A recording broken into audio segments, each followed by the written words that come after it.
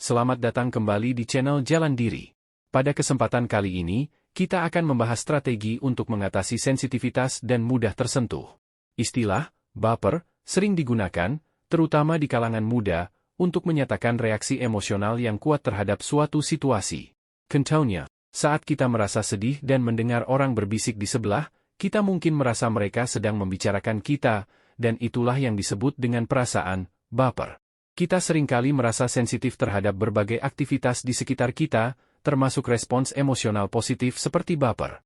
Misalnya, saat seseorang merasa senang dan bahagia setelah dirayu atau digombalin oleh lawan jenis atau pasangannya. Meskipun hal ini bisa positif bagi individu tersebut, respons baper cenderung membawa dampak negatif, seperti membuat seseorang mudah tersinggung atau merasa sakit hati.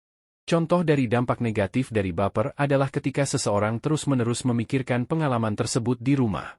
Hal ini menandakan dampak negatif yang berpotensi memperburuk kondisi. Oleh karena itu, penting bagi kita untuk mengatasi dan menemukan solusi atas respons baper ini. Berikut beberapa tips yang dapat membantu mengatasi respons baper. Cara pertama adalah memperkuat kedewasaan pribadi.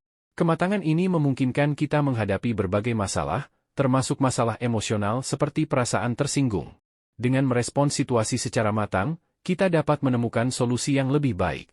Sebagai contoh, ketika seorang teman membuat kesalahan terhadap kita, sikap kedewasaan memungkinkan kita untuk tidak langsung mengambil tindakan yang bisa merusak hubungan pertemanan. Sebaliknya, kita menahan diri untuk tidak mengambil keputusan dalam keadaan emosi yang sedang memuncak, dan memberi diri waktu untuk merenung. Setelah tenang, barulah kita mengambil keputusan dengan bijaksana. Ini mencerminkan sikap kedewasaan. Bayangkan jika kita bereaksi tanpa mempertimbangkan konsekuensinya ketika teman melakukan kesalahan. Hubungan pertemanan kita bisa terganggu bahkan berakhir. Oleh karena itu, langkah pertama yang penting adalah mengembangkan kedewasaan pribadi. Yang kedua, jangan mikir yang aneh-aneh. Ketika menemui situasi di mana dompet kita jatuh dan seseorang mengambilnya di jalan, penting untuk menahan diri dari membuat asumsi negatif. Sebaliknya, kita harus berupaya berpikir positif. Misalnya, meskipun orang tersebut belum sampai ke tempat kita, melihatnya memegang dompet kita seharusnya tidak langsung membuat kita menuduhnya sebagai pencuri.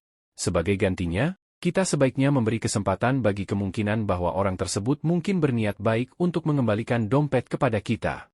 Mencapai kesimpulan tanpa pertimbangan yang cukup dapat mengarah pada perilaku yang berlebihan dan berlebihan emosional.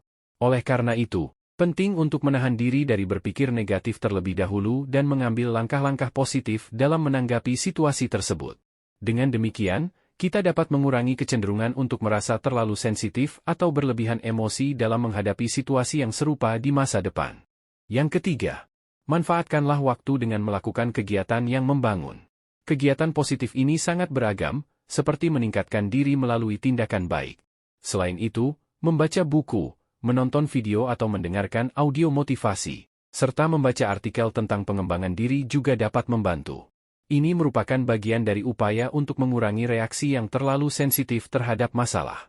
Meskipun demikian, bukan berarti kita mengabaikan masalah tersebut. Sikap cuek yang dimaksud adalah tidak terlalu terpengaruh oleh masalah, karena hal tersebut dapat menyebabkan stres yang berkelanjutan.